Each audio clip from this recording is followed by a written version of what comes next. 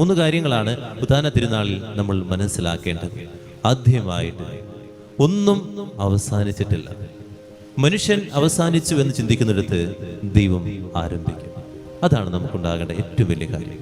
മനുഷ്യന് പ്രതീക്ഷ നഷ്ടപ്പെട്ടെടുത്ത് ദൈവത്തിന് പുതിയ പ്ലാനുകളുണ്ട്. ആ പ്ലാനുകളിലേക്ക് ദൈവം നമ്മളെ കൊണ്ടുപോകുമെന്നുള്ളതാണ് നമ്മൾ മനസ്സിലാക്കേണ്ടത്. കടബാധ്യതകൾ വന്ന് ജീവിതം അവസാനിച്ച് നിൽക്കുന്ന വ്യക്തിയാകും, അല്ലെങ്കിൽ രോഗാവസ്ഥകളിലൂടെ ഡോക്ടർ വിധി എഴുതിയിട്ടുണ്ടാകും. അപ്പോഴൊക്കെ ഈ ഉത്ഥാനനായ കർത്താവിലേക്ക് നോക്കാൻ നമുക്ക് മനസ്സുണ്ടാക്കണം. കാരണം ഇത്രയേ ഉള്ളൂ, ഒന്നും അവസാനിച്ചിട്ടില്ല. മൂന്നാം നാൾ ഒരു ഉത്ഥാനമുണ്ട്. ദൈവത്തിന് പ്രവർത്തിക്കാനുള്ള സമയം കൊടുക്കുക എന്നുള്ളതാണ്.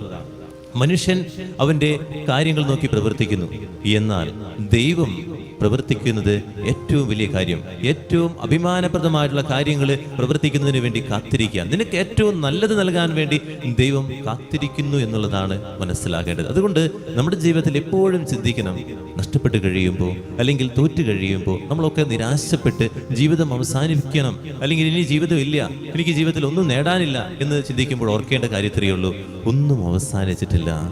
എൻ്റെ കർത്താവ് എൻ്റെ കൂടെയുണ്ട്, എൻ്റെ കർത്താവ് കൂടെയുണ്ട്. രണ്ടാമതായിട്ട് ആ സ്ത്രീകളെ പോലെ അന്വേഷിച്ചിറങ്ങാനുള്ള ഒരു മനസ്സുണ്ടാകണം എന്നുള്ളതാണ്. അന്വേഷിച്ചിറങ്ങാൻ, എൻ്റെ കർത്താവിനെ അന്വേഷിച്ചിറങ്ങാൻ എനിക്കൊരു മനസ്സുണ്ടാകുമ്പോൾ അത് എൻ്റെ ജീവിതത്തിലെ പ്രതീക്ഷകൾ നൽകുന്നു. ഞാൻ അന്വേഷിച്ചിറങ്ങുന്നത് ആരെയാണ് എന്ന് നമുക്കൊന്ന് ചിന്തിക്കണം. ഞാൻ മദ്യത്തെയാണോ, അല്ലെങ്കിൽ എൻ്റെ കൂട്ടുകാരെയാണോ, അല്ലെങ്കിൽ എൻ്റെ അയൽവക്കക്കാരെയാണോ ഞാൻ അന്വേഷിച്ചിറങ്ങുന്നത്? നമ്മൾ അന്വേഷിച്ചിറങ്ങേണ്ടത് ദൈവത്തെയാണ്. ഈ ജീവിതത്തിൽ നമ്മൾ അന്വേഷിച്ചിറങ്ങേണ്ടത് ദൈവത്തെയാണ്. ദൈവത്തെ കണ്ടുമുട്ടുക, അതാണ് നമ്മുടെ ജീവിതത്തിൽ ഏറ്റവും പ്രധാനപ്പെട്ട കാര്യം. വിശുദ്ധ അഗസ്തീനോസ് അതിനിൽ പറഞ്ഞത്, ദൈവത്തിൽ വലയം പ്രാപിക്കുവോളം എൻ്റെ ഹൃദയം അസ്വസ്ഥമാകുന്നു എന്നുള്ളത്. അപ്പോൾ നാം അന്വേഷിച്ചിറങ്ങേണ്ടത് ദൈവത്തെയാണ്. ആ ഭർത്തായും മറിയവും അതുപോലെ തന്നെ സ്ത്രീകളും യേശുവിനെ അന്വേഷിച്ചിറങ്ങുകയാണ്.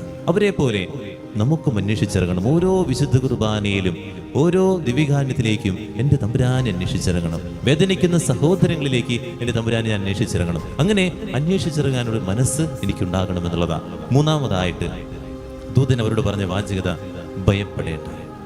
ഭയപ്പെടേണ്ട, കർത്താവ് കൂടെയുള്ളവൻ, ഭയപ്പെടേണ്ട ആവശ്യമില്ല. കർത്താവ് നഷ്ടപ്പെടുമ്പോഴാണ് ആകുലതകൾ ജീവിതത്തിൽ കടന്നു വരിക. പ്രാർത്ഥിക്കാതെ വരുമ്പോഴാണ് ജീവിതത്തിൽ അസ്വസ്ഥതകളുണ്ടാകുക.